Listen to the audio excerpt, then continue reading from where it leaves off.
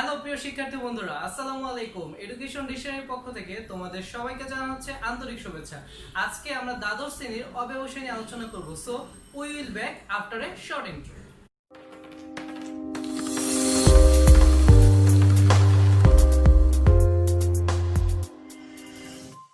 শিক্ষার্থী বন্ধুরা, আজকে আমরা অব্যবসায়ী প্রতিষ্ঠান থেকে দুটি মেজর টার্ম নিয়ে আলোচনা করব। যে মেজর টার্ম আমাদের পরীক্ষায় দেখা যায় যে 10টি নাম্বার থাকে, সেই 10টি নাম্বার ধ্বংস করার জন্য এই দুইটা টার্মই সবচেয়ে বেশি গুরুত্বপূর্ণ।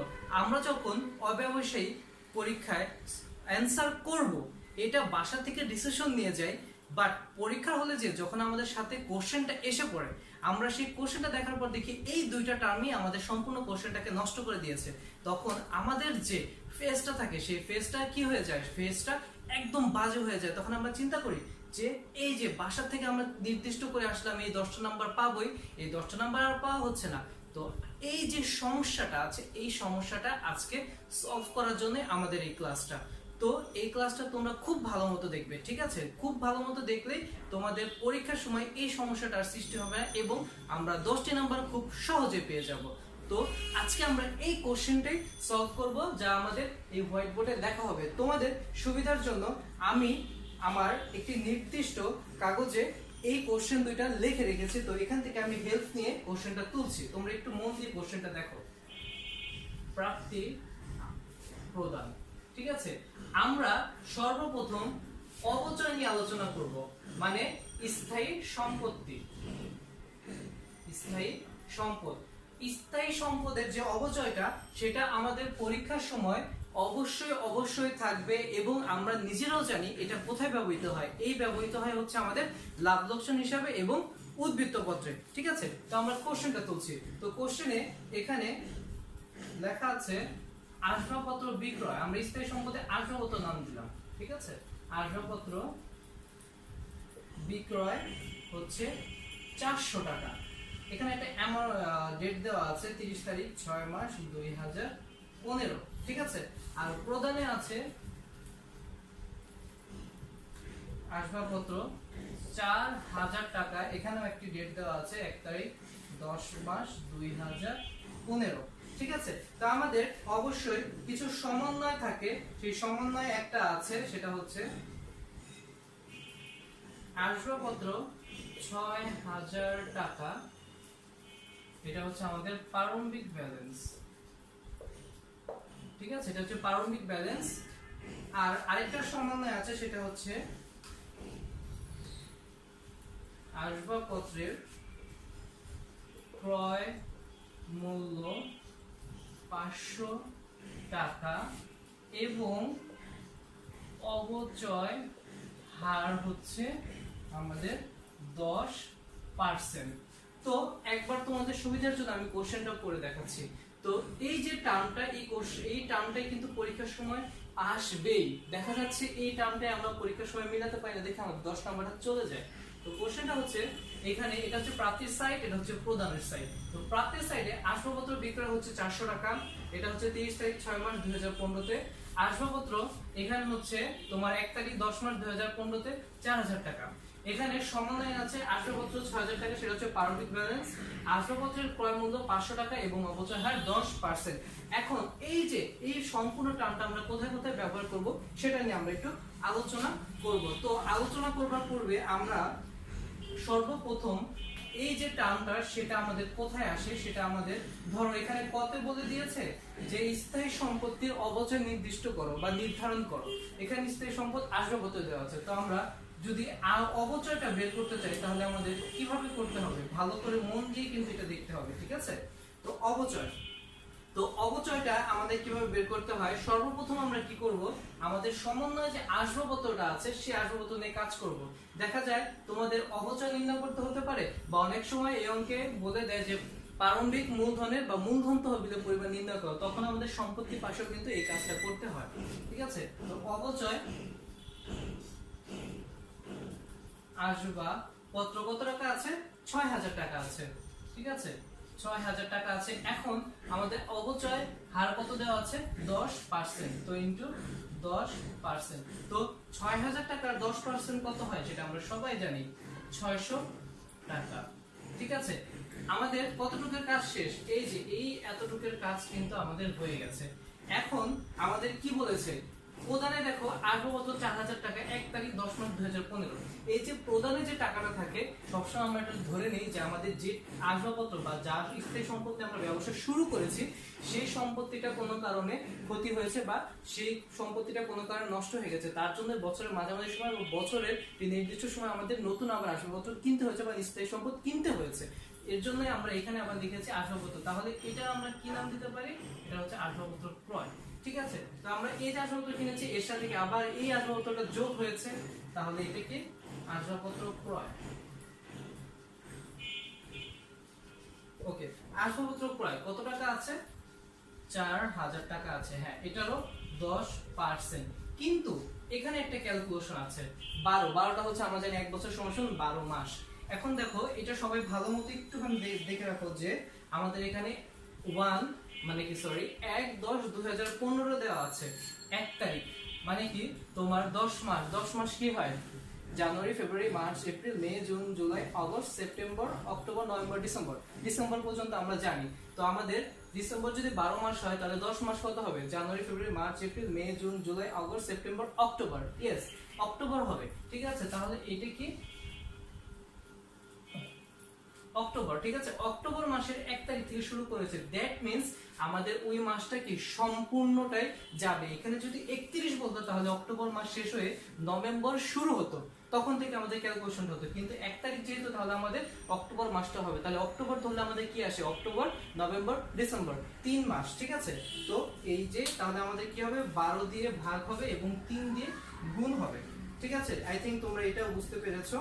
তো 3 দিয়ে যদি আমাদের এখানে গুণ দেই তাহলে আমাদের ক্যালকুলেশনটা আসে হচ্ছে 100 টাকা। আমরা ক্যালকুলেশন আগে করে রেখেছি দেখে এখানে আমরা মানগুলো বসিয়ে দিচ্ছি, তোমরা অবশ্যই ক্যালকুলেশনটা হাতে কলমে করে নেবে। তো 600 টাকা আর 700 টাকা, 100 টাকা যোগ করলে হয় হচ্ছে আমাদের 700 টাকা। এতটুকু তো আমাদের হয়ে গেছে। এখন এই যে আসবাবপত্র, এই আসবাবপত্র থেকে কি আমরা একটা নির্দিষ্ট আসবাবপত্রটি বিক্রি করে দিয়েছি, এই যে আসবাবপত্র বিক্রয়। ঠিক আছে, তাহলে আমরা এখন বিক্রয়টাকে বাদ দেব। ঠিক আছে, বিক্রয় মূল্য। এখন তোমরা এইটা ভালো মতো বোঝার আগে এই টার্মটা তোমরা খুব ভালো মতো বুঝে নাও যে এখানে একটা কথা লেখা আছে, এই কথাটাই হচ্ছে সবচেয়ে বেশি ইম্পর্টেন্ট। এটা হচ্ছে আসবাবপত্রের ক্রয় মূল্য 500 টাকা। ঠিক আছে, মানে যে আসবাবপত্রটা আমরা বিক্রি করেছি, এই যে এই বিক্রি করব বা যে আসবাবপত্রটা এখানে আমরা কিনেছিলাম সেই আসবাবপত্রটা 500 টাকা দরে আমরা কিনেছি। ঠিক আছে, 500 টাকা দরে কিনেছি। এখন ধরে এই আসবাবপত্রটা কিনেছি 500 টাকা দরে, কত কত মাসে বা কোন তারিখে এটা কিন্তু কিছু দেওয়া নেই, কিন্তু আমাদের এইখানে দেওয়া আছে আসবাবপত্র বিক্রয় 400 টাকা 30 তারিখ 6 মাস 2015। তাহলে আমরা ইজিলি বুঝতে পারতেছি যে এই আসবাবপত্র যেটা কিনেছে সেটাই 30 তারিখে বিক্রি করেছে, তাহলে 6 মাসে সে বিক্রি করেছে। আর যেহেতু 30 তাহলে ওই মাসটাও শেষ, তাহলে বাকি আর কি থাকে, বাকি আমাদের 6 মাস থাকে। দেখেছো কতটা ক্রিটিক্যাল একটা কোশ্চেন করা হয়েছে এখানে। ঠিক আছে, তাহলে আমাদের যে আসবাবপত্রটা আমরা 500 টাকা দিয়ে কিনেছি সেই আসবাবপত্রটাই আমাদের 400 টাকা বিক্রি করা হয়েছে। তাহলে এটার অপচয় কত, 6 মাস, কারণ আমরা এটা 6 মাস ব্যবহার করেছি। আর এটার কোনো অপচয় আমরা ধরছি না, কারণ কি, কারণ আমি যাকে বিক্রি করে দিয়েছি অপচয় হলে এখন তার হবে, আমার তার কোনো অপচয় হচ্ছে না। তো এটাই হচ্ছে আমাদের আসবাবপত্রের যে তোমার অপচয়ের এইটুকের যে টার্মটা সেটা। এখন আসবাবপত্রের যে বিক্রয় মূল্য এই টাকাটা আমরা কোথায় বসাবো, এই টাকাটা অবশ্যই আমরা এই 500 টাকা বসাবো, কারণ হচ্ছে যে টাকা দিয়ে আমি কিনেছি সেই টাকার উপরে তো আমাদের অপচয়টা হচ্ছে। কখনো কিন্তু বিক্রয় মূল্যের টাকার উপর অপচয় হবে না, যে টাকা দিয়ে আমি কিনেছি তারই অপচয় হবে। তো বিক্রয় মূল্য ক্রয় মূল্যের উপর। ঠিক আছে, ক্রয় মূল্যের উপর। তাহলে ক্রয় মূল্যের উপর এখানে কত টাকা আছে, 500 টাকা আছে। তাহলে 500 ঠিক আগের মতোই 10% ইনটু 12 ডিভাইডেড বাই 6। এটা যদি তুমি ক্যালকুলেশন করো তাহলে হবে হচ্ছে 25 টাকা। তাহলে 100 টাকা থেকে 25 টাকা যদি আমরা বাদ দিই তাহলে হয় আমাদের 675 টাকা। এটাই হচ্ছে আমাদের অপচয়। দেখেছো কতটা ক্রিটিক্যাল একটা কোশ্চেন করা হয়েছে এই অপচয়টা বের করার জন্য। আই থিংক তোমরা এখন বুঝতে পেরেছো। তারপর আমি তোমাদের আবার বোঝাচ্ছি। এটা হচ্ছে আমাদের নিট আসবাবপত্র, এখান থেকে এনেছি ৬০০০ টাকা প্রারম্ভিক, তার উপর 10%, নতুন কিনেছিলাম তার উপর 10%, 3 মাস ব্যবহার করেছিলাম 12 মাসের মধ্যে। তো এটা 12 মাস, এখানে 3 মাসের অবচয়টা বিক্রয় মূল্য ক্রয় মূল্যের উপর, এটা 10%, 12 ভাগ ডিভাইডেড বাই 6, এটা ক্যালকুলেশন 675 টাকা। এটা হচ্ছে আমাদের অবচয়ের যে পার্টটা, সেই অবচয় পার্টটা। সো এই পার্টটা আমাদের কমপ্লিট। এখন আমরা কোন পার্টে যাব? এই অঙ্কটার আরো দুইটা পার্ট হয়, আরো দুইটা পার্ট কোথায় কোথায় হয় সেটা আমরা দেখব। ঠিক আছে, ধরো এখানে তোমার কি আসবে, এই অবচয়টা ধরো ক্ষতে যদি তোমাকে বলা যে আয় ও ব্যয় হিসাব নির্ণয় করো, তাহলে দেখা যায় আমার আয় ও ব্যয় হিসাবের ব্যয় খাতে অবচয়টা আসে 675 টাকা। ঠিক আছে, এটা হচ্ছে একটা পার্ট। আর গতে যদি আমাদের বলে উদ্বৃত্ত পত্র নির্ণয় করো, তখন আমাদের কোথায় আসে, আমাদের স্থায়ী সম্পদে আসে। ঠিক আছে, স্থায়ী সম্পদে আসে, এটা হচ্ছে উদ্বৃত্ত পত্র। এখন উদ্বৃত্ত পত্রে স্থায়ী সম্পদ এই ক্যালকুলেশনটা কিভাবে হবে এটা আমি তোমাদের দেখাচ্ছি খুব ক্লিয়ারলি, এটাও দেখবে। ঠিক আছে, তো আমাদের আসবাবপত্র কত ছিল? আসবাবপত্র ছিল হচ্ছে আমাদের ৬০০০ টাকা। ঠিক আছে, তো নতুন আসবাবপত্র কিনেছি, নতুন ক্রয় হচ্ছে ৪০০০ টাকা। তো সব মিলে আসবাবপত্র হয়েছে আমাদের ১০০০০ টাকা। ঠিক আছে, তো এখান থেকে আমরা আসবাবপত্র বিক্রি করেছি, তাই না? আসবাবপত্র বিক্রি করেছি কত টাকা? ৪০০ টাকা আসবাবপত্র আমরা বিক্রি করেছি। ঠিক আছে, আসবাবপত্র ৪০০ টাকা যদি বিক্রি করে থাকি, তাহলে এখান থেকে কত আসে? ৯৬০০ টাকা আসে। আমি এখানে টাকা টাকা লিখে দিচ্ছি তোমাদের সুবিধার জন্য, কিন্তু তোমরা এক্সামের টাইমে বা পরীক্ষা যখন এটা লিখবে, উত্তরটা লিখবে, তখন এটা অবশ্যই টাকা লিখবে না, স্যাররা নিজেরাই বুঝতে পারবে। বিক্রয় ৪০০ টাকা। এখন আমাদের এই বিষয়টা আরেকটু বোঝাই। আমাদের যখন আমরা অবচয় করেছিলাম, তখন আমাদের কি এসেছিল? তখন আমাদের তোমার একটা অ্যামাউন্ট এসেছিল, সেটা হচ্ছে 25 টাকা, তাই না? 25 টাকার একটা অ্যামাউন্ট এসেছিল। কিন্তু এখন আমাদের 25 টাকার যে অ্যামাউন্ট এসেছিল, আমাদের বিক্রয়জনিত একটা ক্ষতি হয় আসবাবপত্রের। কিভাবে বিক্রয়জনিত ক্ষতি হয় সেটা কি তোমরা জানো? হ্যাঁ, সেটা হচ্ছে, দেখো, আসবাবপত্রের তোমার টাকা হয়েছিল 400 সামথিং 75 টাকার মতো। ঠিক আছে, কিভাবে 475 টাকার মতো? আসবাবপত্র কিনেছিলাম আমি কত টাকা দিয়ে? আসবাবপত্রের ক্রয় মূল্য ছিল 500 টাকা। 500 টাকার মধ্যে যে 25 টাকা ছিল, ঠিক আছে, 500 টাকার মধ্যে যে 25 টাকা ছিল, আমাদের এখানে যে ক্রয় মূল্য 500 টাকা, এই 500 টাকার মধ্যে আমাদের যে 25 টাকার যে একটা অ্যামাউন্ট ছিল, এই যে বিক্রয় মূল্য, এই যে এটার উপর যে আমরা অবচয় ধরে যে 25 টাকার অ্যামাউন্ট দিয়েছিলাম ক্রয় মূল্যের উপর, আমাদের এখানে 475 টাকা হয়। এটা হচ্ছে আমাদের নিট ক্রয় মূল্য।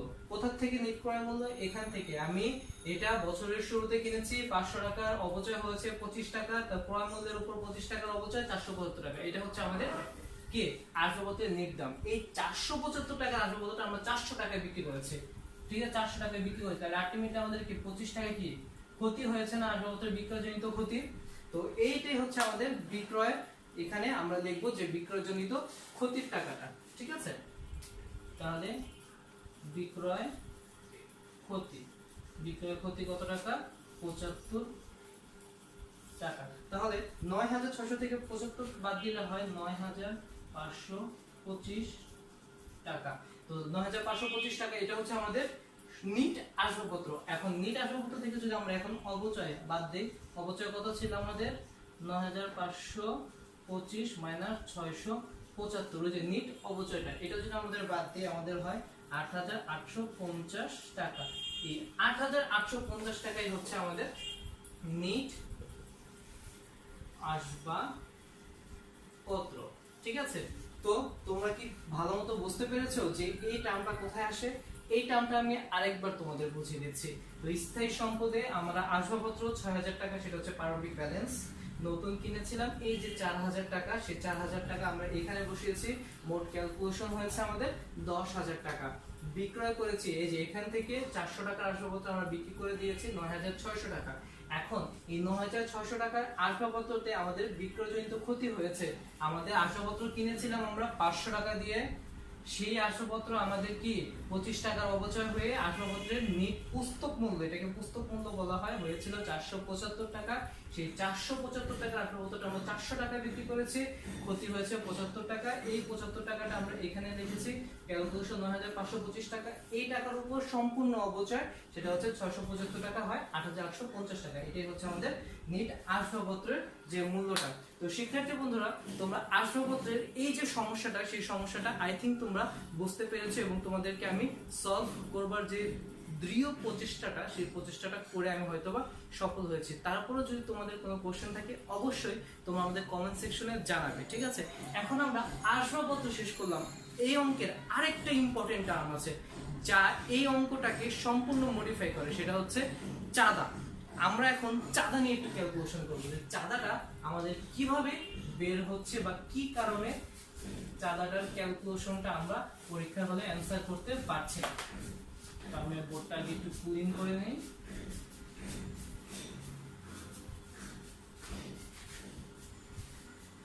তো এখানে ঠিক আগের মতোই চাঁদার একটি কোশ্চেন আমি আমার নির্দিষ্ট পেপারে লিখে রেখেছি, যেন তোমাদের সুবিধার্থে এবং আমারও সুবিধার্থে আমি যেন খুব সহজে এটা খাতায় বা যে বোর্ডটা আছে সেই বোর্ডে লিখতে পারি, ঠিক আছে? তো আমরা সবসময় কিন্তু জানি চাঁদাটা আমাদের কি প্রাপ্তির মধ্যে আসে, কারণ চাঁদাটা আমরা পাই, একটি শিক্ষা, একটি প্রতিষ্ঠান বা ক্লাব বলো যাই বলো, চাঁদাটা তারা পায়। তো এখানে আমাদের অঙ্কটা হচ্ছে 2012 সালের, মনে রেখো কিন্তু অঙ্কটা হচ্ছে 2012 সালে। তো চাঁদা 2011 সালে দেওয়া আছে 4000 টাকা, 2012 সালে দেওয়া আছে 1,50,000 টাকা, 2013 সালে দেওয়া আছে 8,000 টাকা, ঠিক আছে? তো আমরা এখন কিছু করণীয় সমন্বয়ে যাই। সেখানে বলা আছে যে ক্লাবের মোট সদস্য 80 জন, প্রত্যেকের বার্ষিক চাঁদার হার 2000 টাকা, ঠিক আছে? 2011 সালে 3 জন সদস্যের চাঁদা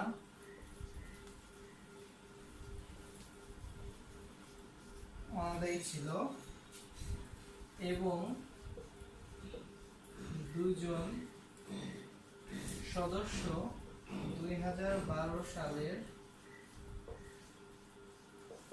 চাঁদা 2011 সালে অগ্রিম প্রদান, ঠিক আছে? তো এখানে দেখো কি বলা আছে, এখানে বলা আছে প্রাপ্তিতে 2011 সালে 4000 টাকা, 2012 সালে হচ্ছে 1,50,000 টাকা, 2013 সালে হচ্ছে 8,000 টাকা। এখানে কিছু সমন্বয় বলা আছে, সমন্বয় বলেছে ক্লাবের মোট সদস্য 80 জন, প্রত্যেকের বার্ষিক চাঁদার হার 2000 টাকা।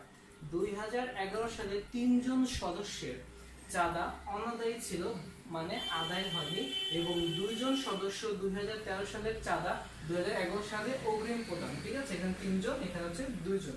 তো আমাদের চাঁদার যে ক্যালকুলেশনটা, সেই ক্যালকুলেশনটা আমাদের কোথায় কোথায় আসে? আচ্ছা, ধরো তোমাদের পত্রে যদি বলে যে মূলধন তহবিল নির্ণয় করো, তখন আমাদের মূলধন তহবিলে কি কি আসে? আমাদের এখানে দায় সমূহ আসে, দায় 5 টাকা, এখানে আমাদের আসে সম্পদ টাকা, ঠিক আছে? আমাদের এটা কিন্তু মূলধন তহবিলে আসে। তো আমরা এখন কোনটা দায় বসবে, কোনটা সম্পদ বসবে, সেটা একটু আলোচনা করি।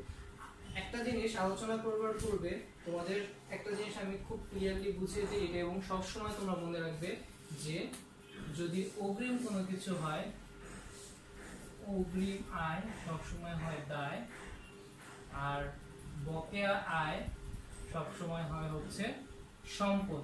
তাহলে ঠিক উল্টো, অগ্রিম ব্যয় যদি হয় তাহলে হবে সম্পদ, আর যদি আমাদের বকেয়া আয় হয় তাহলে হবে দায়। তো এটা তোমরা খুব ভালো মতো মনে রাখবে, তাহলে আমাদের অঙ্কটা করতে আরেকটু ইজি হবে।